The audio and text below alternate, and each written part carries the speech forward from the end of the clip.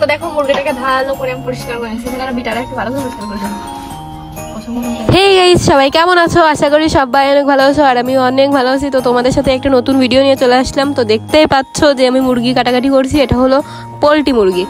আর এই পোলট্রি মুরগি হচ্ছে অনেকে পছন্দ করে না খেতে। আমারও কিন্তু পোলট্রি মুরগি তেমন একটা বেশি পছন্দ হয় না, অল্প অল্প খাই কোনো রকম। শুধু মামি রান্না করলে আমার বেশি ভালো লাগে খেতে। তো মামার বাড়িতে ছিলাম, ভাবলাম তোমাদের সাথে ভিডিওটা শেয়ার করা যাক মামি কিভাবে রান্না করে। তো সেটা আজকে শেয়ার করবো তোমাদের সাথে। তো মামি হচ্ছে বাড়িতে ছিল না, আমি মুরগিটাকে কেটে নিচ্ছি। দেখো তো পিসগুলো অনেক ছোটো ছোটো বানানো হয়ে গেছিলো আমার। তো মুরগি বানানো শেষ হয়ে গেলে আমি হচ্ছে রান্নাঘরে চলে গেছিলাম দিদার সাথে একটু সাহায্য করতে।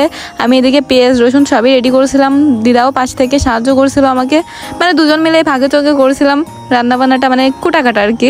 রান্নাটা করবে হচ্ছে মামি। তারপর আমি হচ্ছে বাটাবাটি শুরু করে দিলাম, যেহেতু মামি বাইরে গেছে, আইসাপ্পা রান্না শুরু করবে প্রায় দুপুর 1টা বাজে এখন আর কি।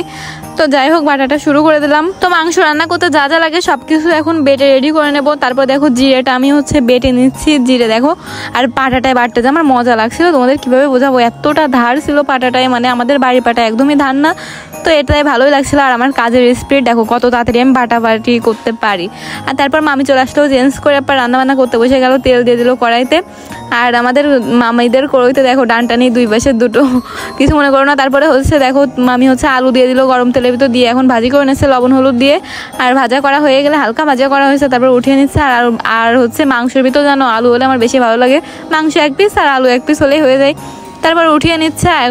এখন হবে হচ্ছে তেল দেবে আর একটু দিয়ে হচ্ছে এখন মাংসটা কষানোর পালা। তার আগে তেলে দিয়ে দিল হচ্ছে জিরে, তারপর মশলা যা যা বেটে রেখেছিলাম তাই পেঁয়াজ রসুন, তারপরে হচ্ছে ঝাল, জিরে, আদা, মানে সব কিছু দিয়ে দিচ্ছিলাম আমি।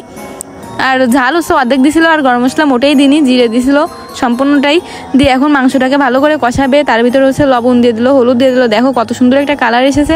আর মাংসটাকে মামি হচ্ছে লবণ আর হলুদ দিয়ে রেখে দিয়েছিল 10-20 মিনিটের মতো মাংসের ভিতরে, যাতে মশলাটা, মানে মশলা না সরি, ওই যে সে লবণটা ভালো করে চলে যায় এজন্য। তো মামির হাতে রান্না সত্যি আমার অনেক ভালো লাগে খেতে, মানে অন্যরকম একটা টেস্ট লাগে আর কি। রান্না করলে দেশি মুরগি যেরকম টেস্ট হয় না, অনেকটা ওই রকমই লাগে, কেন জানি না। বাড়িতে রান্না করলে আবার হয় না আর কি। আমি এই জন্য ভিডিও করে রেখে দিয়েছি বাড়িতে এরকমভাবে রান্না করবো তাই। আর তারপরে দিয়ে দিল হচ্ছে আলু, দেখেছো কত সুন্দর একটা তেল ভেসে পড়েছে না, এরকম কিন্তু মানে অন্য জায়গায় হয় না, কেন জানি না আমি। তারপর ভালো করে মামি হচ্ছে কষিয়ে নিচ্ছে অনেকক্ষণ ধরে। আর মাংসটা খেতে একদম জাস্ট ওয়াও লাগে, মানে দেশি মুরগি যেরকম শক্ত শক্ত হয়, এই মাংসটাও ঠিক তেমনই হয়। আর তারপর মামি হচ্ছে জল দিয়ে দিল, দেখো কত সুন্দর একটা কালার চলে আসলো না। আর আমরা বাড়িতে রান্না করলে একদমই কালার আসে না, জানি না কেন। তো দেখো কত সুন্দর একটা কালার এসেছে, তেলটা ভেসে পড়েছে ওপরে।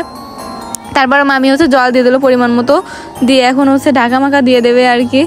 আর সবার রান্নার ধরন তো এক না, এক একজন এক এক রকম রান্না করে। তোমরা কিভাবে রান্না করো একটু কমেন্টে জানিও। আর এদিকে মামির হচ্ছে ভাতটাও হয়ে গেছিলো, মামি হচ্ছে ভাতটা হচ্ছে ফ্যান ঝরিয়ে নিল।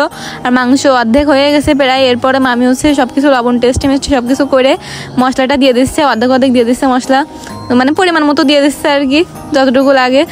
আর তারপর দেখো লাস্টে এরকম একটা কালার এসেছিলো, কত সুন্দর তেল ভেসে পড়েছে না, ওয়াও। তারপরে আমি খেতে বসে গেছিলাম, আমার কাছে অনেক ভালো লেগেছিলো। তোমাদের কেমন লাগলো কমেন্টে জানিও। টাটা।